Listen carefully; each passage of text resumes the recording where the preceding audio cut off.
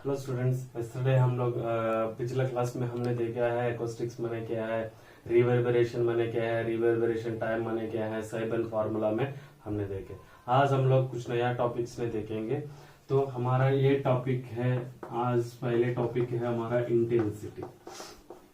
What is intensity? What is intensity? Intensity is defined as the rate of sound energy to the surface area perpendicular to the direction of propagation, perpendicular to the direction of propagation। फिर एक बार हम बताते हैं intensity माने क्या है। Sound energy to unit area, sound energy to unit area, हर wave energy to unit area करके हम लोग कह सकते हैं। तो इसका मीनिंग ये है हमारा, तो it is perpendicular to the direction of the propagation, direction of propagation. So इसका मीनिंग ये है, so I is proportional to Q, it is maybe sound wave energy और साउंड एनर्जी, राइट, हम इसको बोल सकते हैं।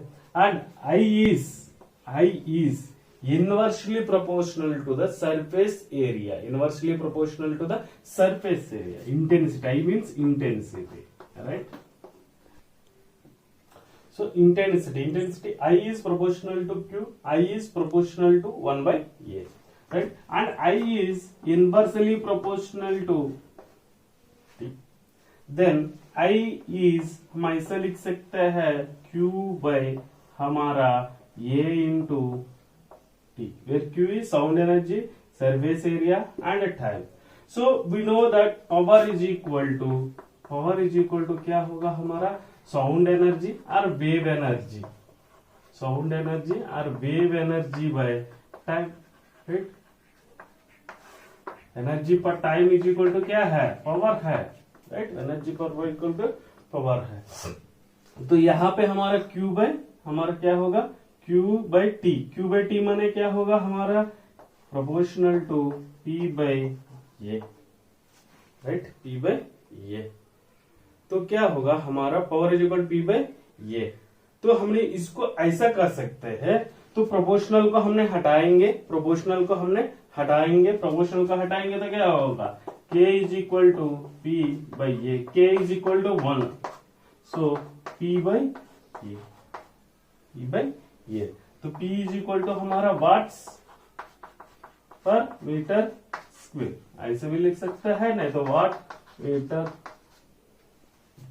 ऐसे भी हमने लिख सकते हैं। ये है हमारा intensity. Intensity means sound energy to the surface area across the surface perpendicular to the direction of propagation. ये है हमारा इंटेंसिटी। इंटेंसिटी मीन्स हमारा power by area, right. It is depends upon the amplitude में depend हो सकता है, amplitude of the vibration of source में depend हो सकता है, आपका लिजनर का आपने साउंड एनर्जी कहाँ पे आ रहा है उसका डिस्टेंस में भी हो सकते हैं, डेंसिटी ऑफ मीडियम, आप कौन से डेंसिटी ऑफ मीडियम में आप रूम का हवा में बात कर रहे हैं, पानी में बात कर रहे हैं, कहाँ पे एरिया उच्च स्थान में बात कर रहे हैं, कहाँ पे डेंसिटी ऑफ मीडियम, सो वो भी मेन फैक्टर है। And motion of medium, right, motion of medium कैसा आपका ट्रेवल हो रहा है, right. Area of sound by producing the source, right, कौन से सोर्स ने आपने प्रोड्यूस कर, म्यूजिकल है नहीं तो इलेक्ट्रिकल आइटम से कौन से में, इसको ऊपर हमारे डिपेंड होता है इंटेंसिटी, राइट। इंटेंसिटी जो है हमारा, जो हमारा निकलता है उसको बोल सकते हैं हमने इंटेंसिटी करके, राइट। नेक्स्ट हम बात करते हैं लाउडनेस। लाउडनेस का बारे में हम बात करते हैं। Loudness, next one is loudness. Loudness माने क्या है हमारा, लाउडनेस माने हमारा क्या हो सकते हैं, लाउडनेस माने हमारा the degree of sensation producing on A here by the sound, degree of sensation produced on the here by the sound करके हमने इसको बोल सकते हैं। तो लाउडनेस माने क्या है हमारा, हमने ये बोल सकता है कि लाउडनेस माने हमारे intensity of sound, intensity of sound करके भी बोल सकते हैं, इंटेंसिटी ऑफ साउंड। क्योंकि लाउडनेस जो है हमने जो सुनते हैं वो लाउडनेस, जो हमने कान में सुनते हैं वो लाउडनेस, इंटेंसिटी माने वो दूसरा व्यक्ति कितना जो बोलते हैं वो हमारे इंटेंसिटी करके बोल सकते हैं। Means I intensity is proportional to amplitude, square of the amplitude। ये means amplitude, ये means हमारा amplitude करके इसको कहा सकते हैं। Means loudness is directly proportional to the square of the amplitude करके हमने इसको कहा सकते हैं, राइट। हमने इसमें हमने ये सकते हैं, हमने लाउडनेस हो गया, हमारा फ्रीक्वेंसी हो गया, हमारा एम्पलीट्यूड हो गया, राइट। अगर ये हाई है, फ्रीक्वेंसी भी हमारा हाई रहेगा, एम्पलीट्यूड भी हमारा हाई रहेगा। सपोज ये लो है, ये भी हमारा लो रहेगा, ये भी हमारा लो रहेगा, ये भी हमारा लो रहेगा, राइट। अगर सपोज ने हमने बिग पर्सन है, मीन्स कोई बड़ा आदमी है, उसका क्या होगा, उसका लाउडनेस ज्यादा रहेगा। अगर कोई भी बच्चा है, नहीं तो कोई भी हमारा किड्स है, उसका क्या होगा, लाउडनेस कम रहता है। क्योंकि इसलिए कोई आदमी अगर बड़ा आदमी अगर बोलता है तो वो ज्यादा लाउडनेस के तरीका से बात करते हैं हम लोग में, राइट। एम्पलीट्यूड ज्यादा हमारा पास में रहता है इस पे। इसमें क्या होता है, हमारा बच्चे लोग की तरफ में हमारा लाउडनेस कम होता है। अभी भी हमारा जानवर में क्या होता है, लाउडनेस ज्यादा रहता है। वो भी अगर कहीं भी भौंकता है, कुत्ता वगैरह अगर भौंकता है तो क्या होगा, वो ज्यादा देर हम लोग ने सुनते रहेगा, ज्यादा दूर पे भी होने से भी हम लोग सुनते रहेगा, राइट। ये है हमारा loudness, right. Loudness means degree of sensation produced by on the year by the sound, okay. Degree of sensation आपने जितना सुन सकते हो वो है हमारा ये। नेक्स्ट हम बात करते हैं पिच के बारे में। पिच के बारे में।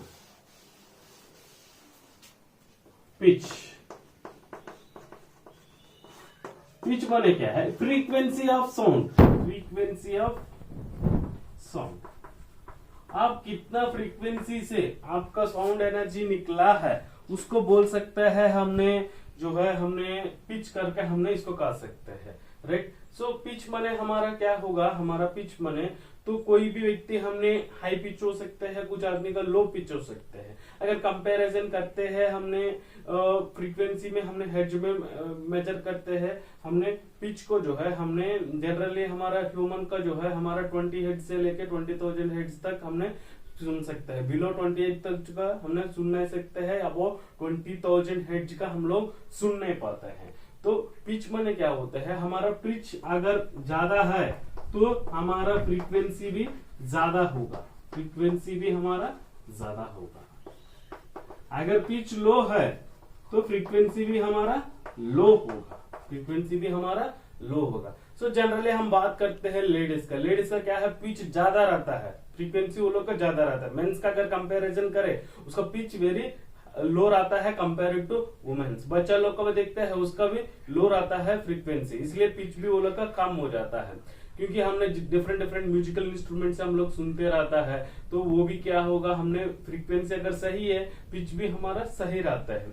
तो क्या होगा, हमने अगर हमने मस्किटोस वगैरह रहते हैं, अगर कोई भी रहता है हमने कान का पास में हो जाएगा तो क्या होगा, हमारी ईयर ऑफ सेंसेशन जो है, ईयर जो सेंस करते हैं वो एजिटेट हो जाता है हम लोग। इसलिए कोई भी मक्खी अगर हमारे कान का पास में हो जाएगा वो हाई फ्रीक्वेंसी पे जो बजते हैं, इसलिए हम लोग जो अजीब लगता है, राइट। हमने चिल्ड्रन वगैरह का क्या होता है, फ्रीक्वेंसी हमारा लो हो जाता है, क्या होता है, हमारा सिरल इफेक्ट हो जाता है, पिच जो है अगर वेरिएशन हो जाता होता है तो क्योंकि कान का जो है हमारा दर्द होने लगता है। कान जो है हमारा पिच अगर हाई रहे तो वो हमारा क्या होगा, कान दर्द होने लगता है, क्योंकि वो हमने सुनने के लिए महसूस नहीं होते हैं। ये है हमारा pitch.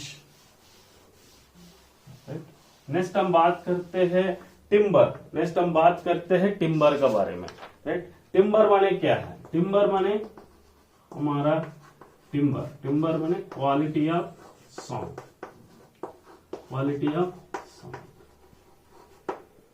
So quality of sound बने क्या है, तो जब हमने आदमी कोई भी म्यूजिकल इंस्ट्रूमेंट से नहीं तो कोई भी किसी से निकलता है, अगर वो सुनने के लिए हम लोग अच्छा लगता है, हम लोग सोचते हैं कि वो सुनने के लिए अच्छा है, तो हमने उसको बोल सकता है कि हमने उसमें क्वालिटी है। अगर कोई भी अगर हमारा होम थिएटर हो, टीवी हो, कुछ भी है, कुछ चैनल में क्या है पूरा क्वालिटी के साथ में निकलता है, राइट। कुछ चैनल्स में क्या होता है क्वालिटी नहीं रहता है, उसका वजह से क्या होगा, हमारी ईयर ऑफ सेंसेशन जो है वो एजिटेट होने लगते हैं हम लोग में, राइट। हम लोग ने उसमें एजिटेट होने के लिए हम लोग लगते हैं। मीन्स क्या होता है हमारा quality of sound, means musical note से अगर सेम, अगर सपोज कंपैरिजन करते हैं हमने, एक पियानो भी है, एक हमारा जो है कोई हमारा गिटार भी है, दोनों बज रहा है, क्वालिटी सेम, सब कुछ एक ही पिच में हमने नोट करके भेज रहा है, लेकिन एक इंस्ट्रूमेंट से हमको अच्छा सुनने के लिए महसूस लगेगा,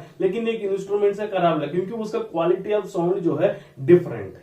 टिम्बर का हम बात कर रहे हैं मैंने से, तो क्वालिटी ऑफ साउंड का हमको बात करना है। ये है हमारा जो है तुम्हारा same sound loudness, same pitch का पास में हम प्रोड्यूस करते हैं, वही हमारा क्वालिटी ऑफ साउंड। ऐसा नहीं हम अभी बात किया अच्छा से आपको सुनाई देगा। अगर दोस्त का नाम हमको सुनना है तो किसी का अगर मेरा पास में जो हमारा डेली बात करता है उसका सुनने के लिए हम लोग अच्छा लगता है। कहीं दूसरा व्यक्ति आ गया जो बोलते हैं हम लोग सुन नहीं पाते, क्योंकि वो क्वालिटी ऑफ साउंड जो है डिफरेंट है, क्योंकि हम लोग कभी नहीं सुने हैं। लेकिन हमारे दोस्त का जो डेली सुनते हैं उसका जो बोलते हैं उसको हम लोग समझ में आ जाता है। कोई भी नया व्यक्ति अगर बोलने से हम लोग को जल्दी समझ में नहीं आता, क्योंकि वो क्वालिटी ऑफ साउंड डिफरेंट रह जाता है। राइट, ये है हमारा क्वालिटी ऑफ साउंड। नेक्स्ट हम बात करते हैं इको का बारे में। नेक्स्ट हम बात करते हैं इको का बारे में। इको माने क्या है? It is the reflection of sound. Means एक ही बार अगर रिफ्लेक्शन होते हैं, वो साउंड को हमने सुनते हैं, उसको हमने रिफ्लेक्शन ऑफ साउंड करके भी बोलते हैं। माने रिवर्बरेशन माने क्या है? रिवर्बरेशन माने क्या है? हमारा मल्टीपल रिफ्लेक्शंस, मीना मीना मीना मीना करके सुनते हैं, वो रिवर्बरेशन है। इको माने क्या है? मीना करके बोला है, वो मीना करके बोलते हैं। सपोज हमने कहीं कुआ का पास में गया, कहीं बैल का पास में गया, हमने मुंह नीचे करके मीना करके बोला तो क्या होगा? मीना करके सुनते हैं। मीन्स वो हमारा इको करके हमने इसको कर सकते हैं। उसको हमने जो velocity of air in dry air में हमारा वेलोसिटी कितना रहता है? वेलोसिटी रहता है हमारा 334 मीटर पर सेकेंड रहता है। द टाइम लगता है हमारा 1/10 टाइम लगता है हमारा पीरियड में। राइट, इसको अच्छे तरीके से हम लोग सकेंगे कितना दूरी होने का बाद हमको ये को प्रोड्यूस होते हैं। तो सपोज मेरा पास में एक पर्सन है, एक पहाड़ है, एक हमारा पहाड़ है। तो ये पर्सन है, हमारा पर्सन है, ये हमारा माउंटेन है, माउंटेन। तो इसमें हमने जब आवाज निकाला है, यहां से टकराएगा, टकरा के फिर वापस आएगा, यहां टकरा के यहां से। लेकिन कितना दूरी डिस्टेंस इसको चाहिए? राइट, ये हमारा टकराया फिर वापस आया, मीन्स हमारे डिस्टेंस क्या होगा? 2d होगा, d + d 2d होगा। So what is velocity?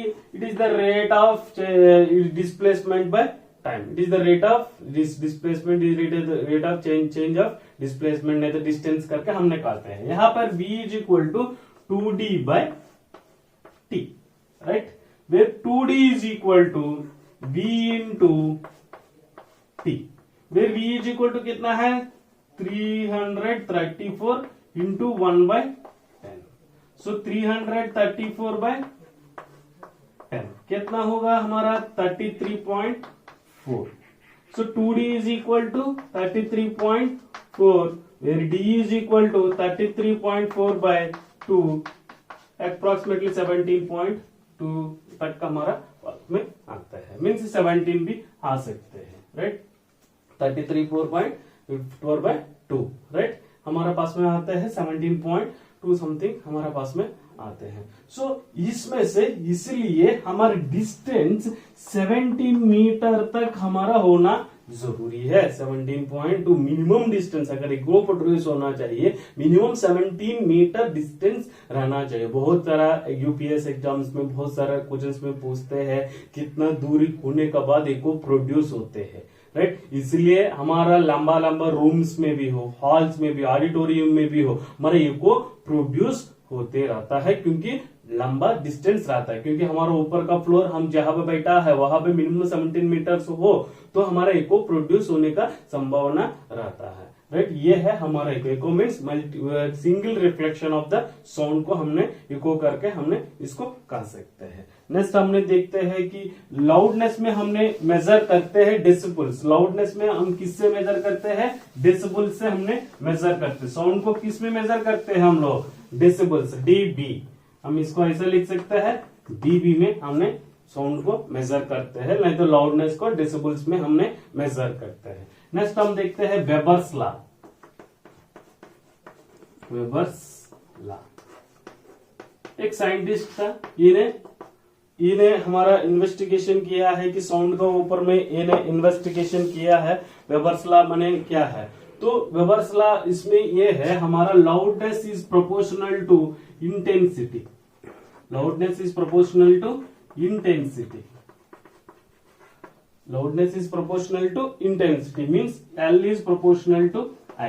ये वेबर्स लॉ ये कहता है, it states that increment threshold to the background intensity is constant means delta I by I is equal to constant. delta I by I is equal to constant. इसको हमने कहता है delta I by I is equal to constant. इसको बोलते हैं हमने Weber's fraction. Weber's fraction करके हमने इसको कह सकते हैं।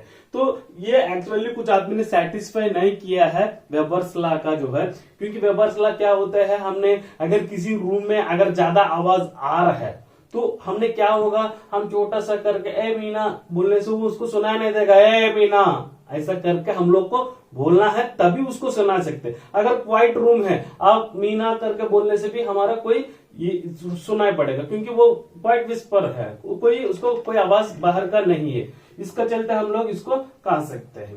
नेक्स्ट हमने ये है हमारा वेबर्स लॉ में हमने ये भी बात कर सकते हैं। वेबर्स लॉ में हमने जब हमारा इंक्रीमेंट थ्रेशोल्ड माने क्या है, जब हमारे इनपुट सिग्नल दिया है, अगर 0 का पास में हमने इनपुट सिग्नल दिया है फिर भी सुनाई आउटपुट नहीं आएगा, फिर 1 का पास में दिया फिर भी आउटपुट नहीं आएगा, 2 का पास में दिया फिर भी आउट नहीं किया, लेकिन 3 का पास में जब जाएगा तब हमारा इंक्रीमेंट थ्रेशोल्ड मीन्स थ्रेशोल्ड आता है। जो हमारा आउटपुट से इनपुट तक का हमारा सुनाई नहीं देते हैं, हम उसको बोल सकता है कि थ्रेशोल्ड करके हमने बोल सकते हैं। कुछ इनपुट वेरिएशन करने का बाद तभी हमने आउटपुट में हम लोग सुन सकता है, राइट। ये है। लेकिन वेबर्स लॉ को फेचनर्स जो है तुम्हारा मॉडिफिकेशन किया है, वो ने बताता है कि हमारा L is equal to not proportional to I but L loudness is proportional to logarithmic of base 10 I करके इन्हें बोलते हैं।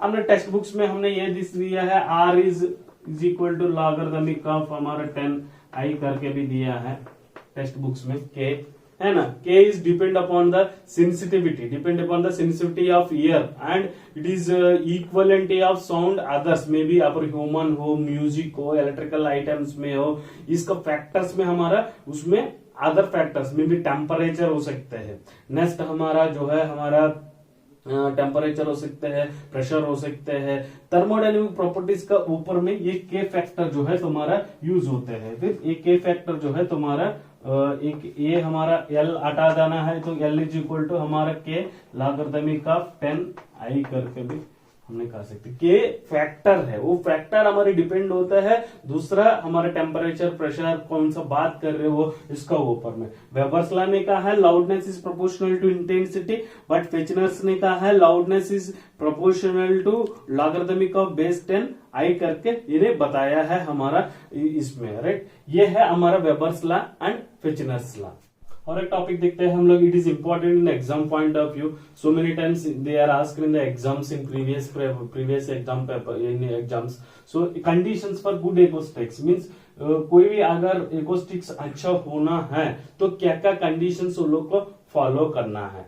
सो क्या क्या कंडीशन फॉलो करने के बाद वो गुड एकोस्टिक सही करके हमने बोल सकते हैं। सबसे पहले क्या होना चाहिए, the sound from the source it is adequate intensity. Adequate intensity रहना जरूरी है, एडिक्वेट इंटेंसिटी रहना जरूरी है, एडिक्वेट इंटेंसिटी रहना जरूरी है, तभी हम लोग अच्छे से सुन सके। सो अच्छे से सुन सके, all people will be hear clarity से हमने सुन सकते हैं। मींस नेक्स्ट पॉइंट है देयर इज नो एकोस होना चाहिए, नहीं होना चाहिए, sorry no echoes means echoes produce नहीं होना चाहिए, क्योंकि the boundary surfaces should be designed in their condition there is no produce the echoes. इसी तरीके से भी हमारा होना चाहिए। नेक्स्ट हमारा क्लैरिटी से भी सुनना चाहिए, क्लैरिटी होना चाहिए, राइट, क्लैरिटी हमारा होना चाहिए। जो भी बात बोलते हैं हम लोग ने उसमें हमारा क्लैरिटी होना जरूरी है। नेक्स्ट हमने देखते हैं क्वालिटी ऑफ स्पीच और म्यूजिक इंस्ट्रूमेंट्स को भी होना चाहिए, रिटाइंड होना जरूरी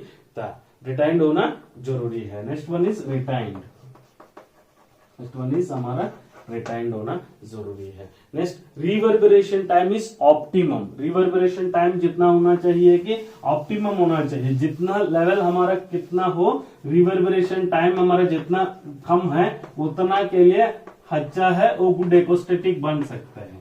reverberation time is optimum, right, जितना हमारा रिड्यूस होना चाहिए, राइट।